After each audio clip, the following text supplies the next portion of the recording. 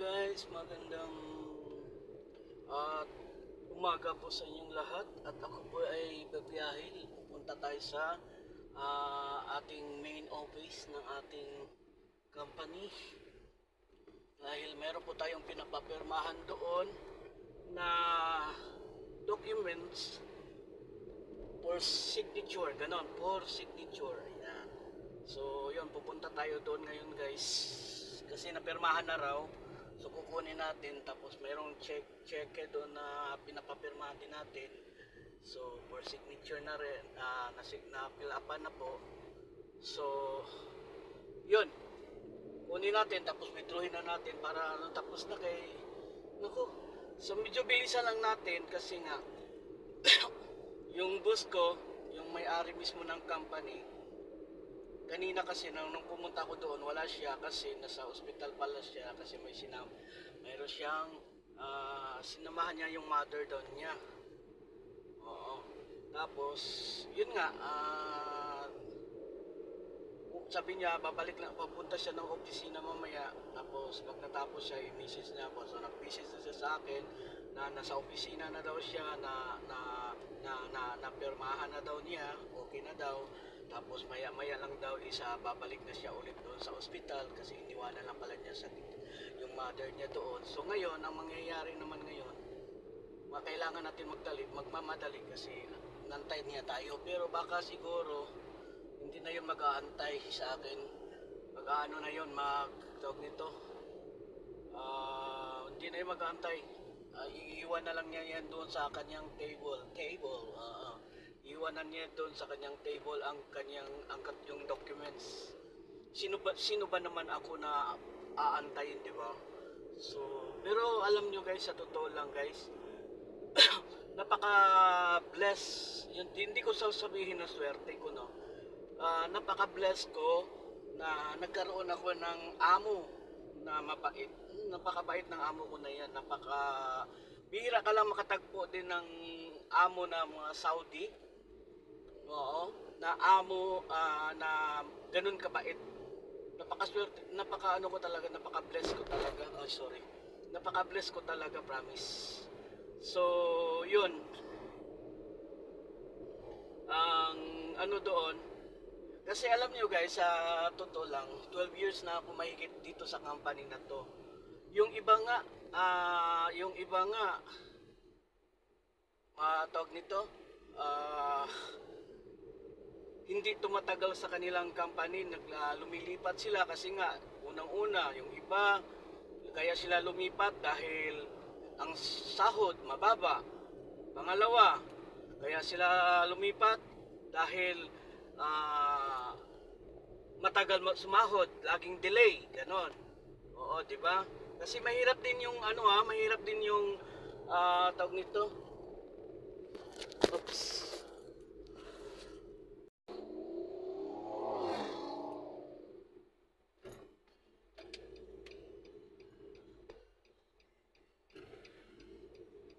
Mahirap din yung guys, mahirap ganun-ganon kayo yung mga sasakyan kasi. Anyway, tawag nito, yung iba kaya sila lumipat dahil yun nga, laging delay yung sahod kasi yung iba pa naman kawawa talaga yung iba guys, sa totoo lang. Yung delay ng sahod nila, hindi lang 1 month, hindi lang 2 months, kundi 3 months ang delay ng sahod. Oo. Tapos pag delay yung sahod na 3 months, ang matatanggap makakatanggap lang sila ng 1 month, 2 months salary. Ganun lang. Tapos mababa pa yung sahod. 'Di ba? Sino ba naman gaganahan? Tapos minsan umabot pa yung iba 6 months. Oo. Tapos yung iba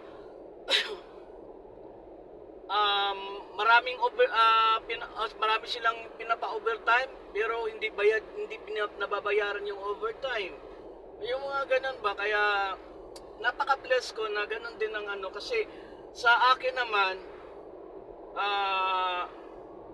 napaka-bless ko lang talaga sa promise kasi nung first time ko dumating dito, 'di ba? First time ko dumating 2 years contract mo 'yon, 2 years contract. Okay. So, ang kasi doon, ang ano kasi doon, oo. Ah, ang ano kasi doon, yung 2 years contract ko kasi, ang una kong in-applyan kasi talaga is secretary. Oo, secretary lang talaga kasi hindi ako nag-apply ng ganito, ganyan dahil ah tawag nito, nilabas yung talagang kaalaman ko. Kumbaga yung ano lang, secretary, yung utos-utusan, ganon. Oo. Tapos, okay naman yung, siyempre, mababa lang yung sahod naman, pero okay lang naman sa akin. Sa akin lang kasi yung experience sa trabaho ba.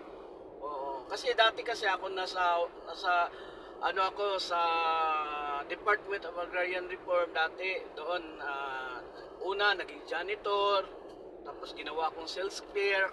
Oo. Tapos noon, nung ilang taon din ako doon, 7 years, 8 years. Tapos, yun, nag-decide na ano ko na mag-try kaya ako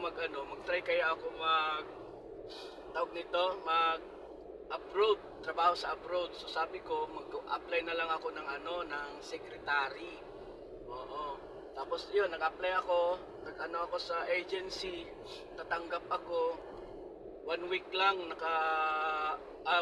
wala pa, 3 days pa lang, nakatanggap na agad ako ng tawag mula sa agency na ganito, i-process na yung documents ko kasi urgent. So medyo worried ako, tapos sabi sa akin na urgent daw. Isipin mo, nag-apply ako ng 3 days, natawagan kagad ako, nag-apply ako, tapos after 3 days natawagan kagad ako, tapos sabi sa akin na ipasa mo sa amin yung passport mo. So hindi ko kaagad pinasa yung passport ko kasi ayoko maniwala. Siyempre, grabe naman yung ganung kabilis man lang, di ba? Wala akong kakilala, walang nag-refer sa akin, walang nag-ano sa akin na doon ka mag-apply sa agency na yun. So kaya zero talaga knowledge ako sa sa status ng ng agency. So hindi ko talaga binigay yung ang aking passport. Kasi ang sabi niya, kailangan daw nila yung passport kasi sila man naman talaga asikaso ng documents doon sa POA. Tapos noon, nung sabi niya sa akin, sige, mag-ano ka na, magpa-medical ka na, ha? So gano'n, so nagpaalam ako, sabi ko, hindi ko naman inasahan na gano'n ang mangyayari. So sabi ko sa ko, na dapat kailangan kong kailangan kong magpaalam na hindi naman agad-agad doon sa magpaalam ako doon sa dito alis ako kasi ganyan. Dapat kung mag-resign ako doon sa trabaho ko, dapat merong pang palugit na mga ilang di ba? Oo. So ang nangyayari doon, sandali lang. So ang nangyayari doon, yun, nagtanong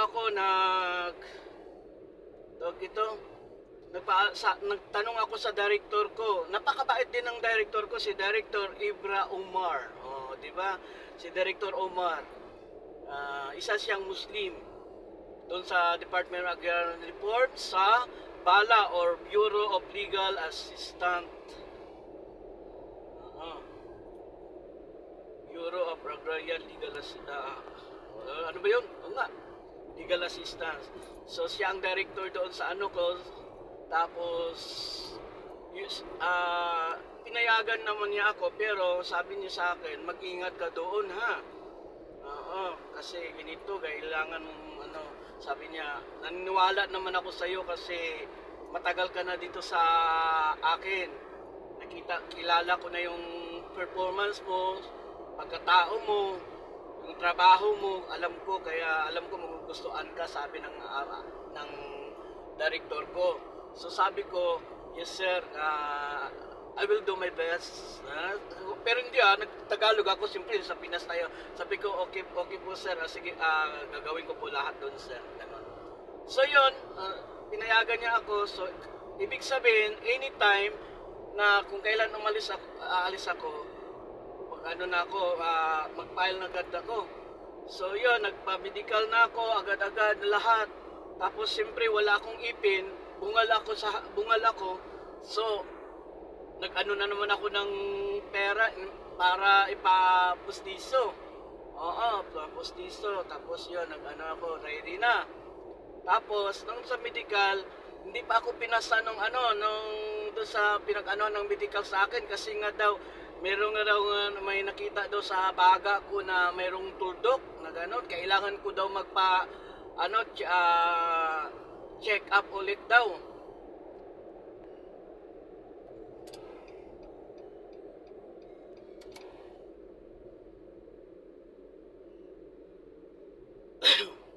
Kailangan ko daw magpa-check up ulit. So, ganun ang nangyayari, 'di ba, no? Oo, so ganun ang nangyayari, 'di ba? Oo. So, 'yun ang nangyari. Oo, ganun ang nangyayari, 'di ba? So, sabi ko, kung ganun man na mayroon nakikita kayong kasi para ang pagkakaalam ko, wala naman talaga akong sakit. Wala akong ito. Lagi naman ako nagpapa-check up at saka wala naman akong ganyan. Sabi niya, hindi, lang naman yun, para lang naman parang dot lang naman daw. Sabi ko, kahit na, kung papaano ko, kung ganun man lang, di pa nga tayo, gagastos lang ako, sabi ko, So, hindi talaga ako pumayag na magpa-medical ako ulit. Nagreklamo talaga ako, as in nagreklamo, oo. Sabi ko na, sige, kung ganun man lang, di wag na lang, di na ako tutuloy, ganun. Total, may trabaho naman ako dito, gumanon ako. Pero hindi pa ako hindi pa ako nag-resign. Kasi sabi ng boss ko, huwag ka muna mag-resign kasi hindi mo naman kailangan para anytime, kung hindi ka matuloy, di at least may trabaho ka pa.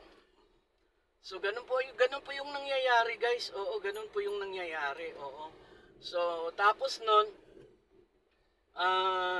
traffic kasi, sila dito. So, pagkatapos nun, na kami. Oo. So, yun, pagkatapos nun, na kami. Oo. Yun. So, yun, nag-ano kami. So, hindi na ako pinamedical ulit. Kunwari, yung agency, kunwari na lang siya, natawagan daw niya yung ng ospital, baka makayanan lang, umuwi na daw. Agad-agad, sabi ko, tingnan nyo, tapos papagastusin nyo pa ako doon. Kasi yung, kung saan ka kukuha ng medical, doon ka rin naman kasi magpapamedical kung saan ka nila i-refer. Alam ko na yan kung doon ka i-refer, siyempre may mga commission yan sila doon. Oo, ganon.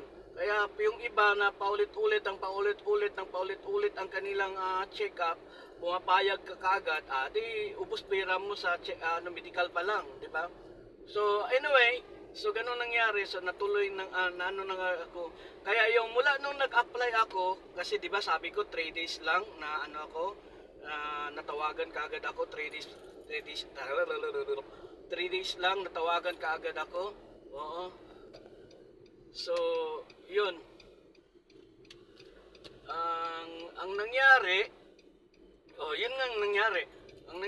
Ang pagkatapos noon, so ibig sabihin, 2 linggo lang nakaalis na kaagad ako. Oo. Nakaalis kaagad ako, 2 linggo lang mula doon sa pag-apply ko. Ang bilis ng process Oo, ang bilis ng process. Oo. Tapos, yun. Pagkatapos noon, lakas ng loob ko lakas talaga ng loob ko na ako'y aalis. Oo. Wala akong iniisip na kaba.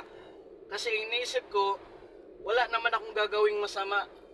Pag pupunta ako dito sa lugar ng Saudi Arabia, wala akong gagawing masama.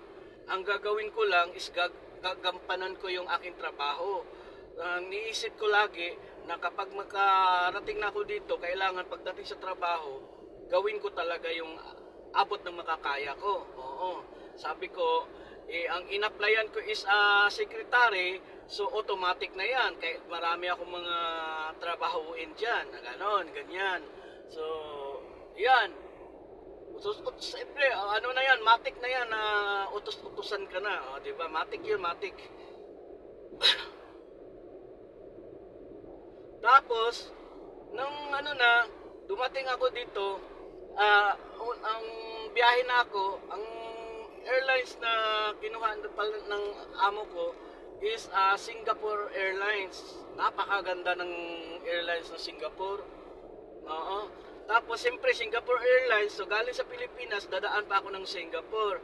So hindi ko alam kung anong gagawin ko, saan ako pupunta, ganito, ganyan, ganyan, ganon. Agoy, muntikan pa ako naligaw doon sa airplane. Oo, sa airplane, muntikan pa ako naligaw sa airplane.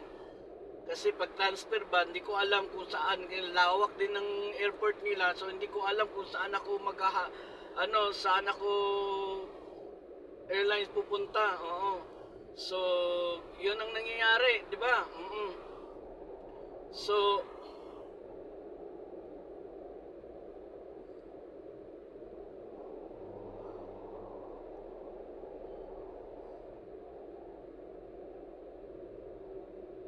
dali lang nga kasi medyo tayo, kailangan nakapokus tayo dito. Okay.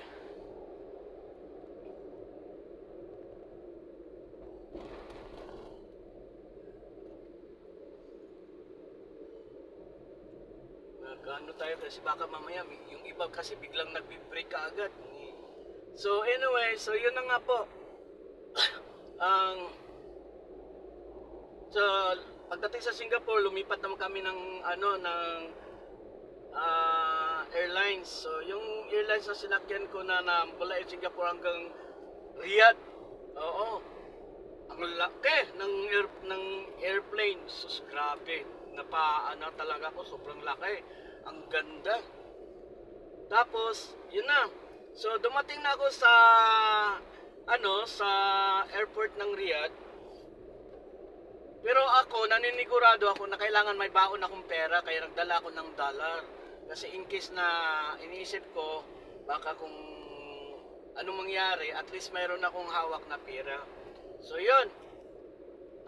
May dollar ako. So, pagkatapos nun, pagdating ko ng Riyadh talaga, oo. Pagdating ko ng Riyadh, traffic naman dito, bakit anong nangyari?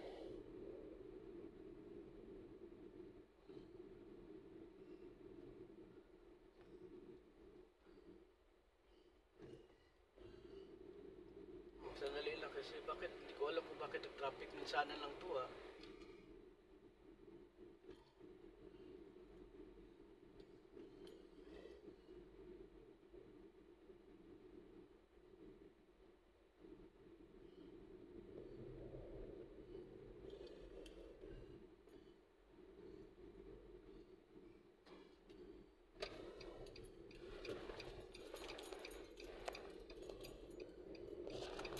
Traffic na.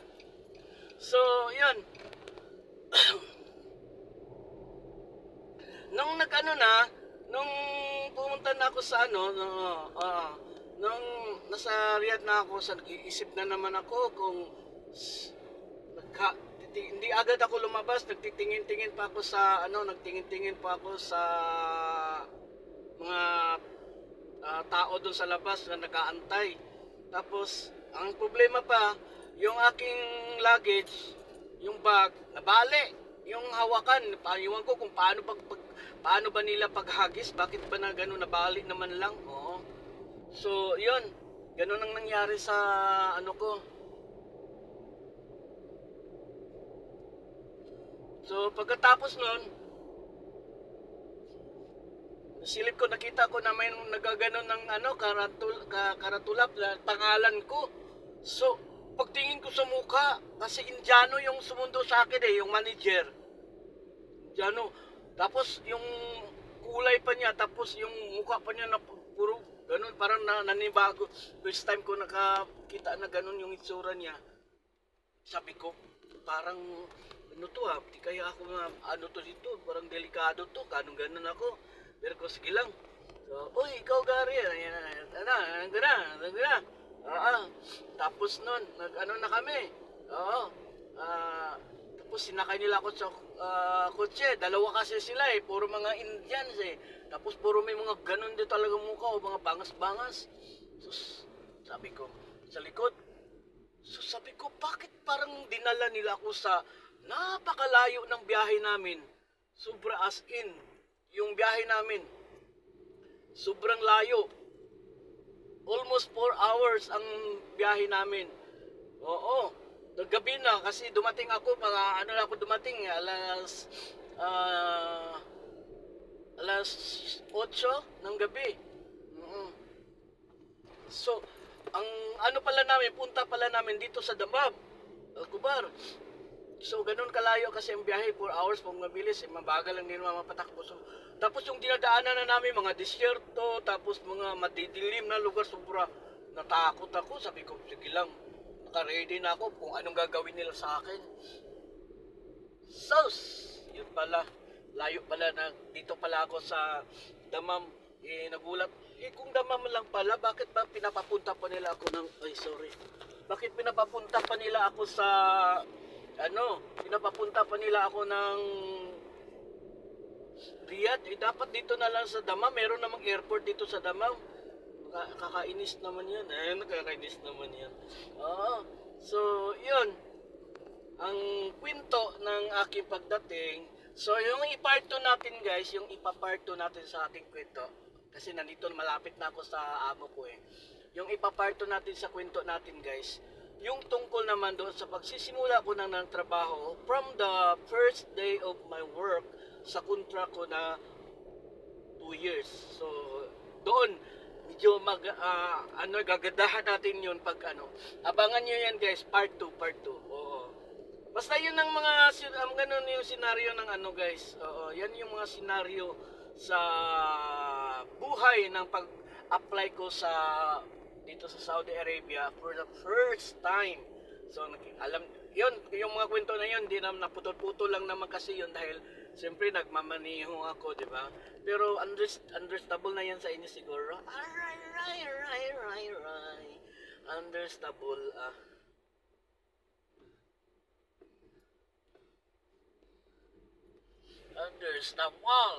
Understandable.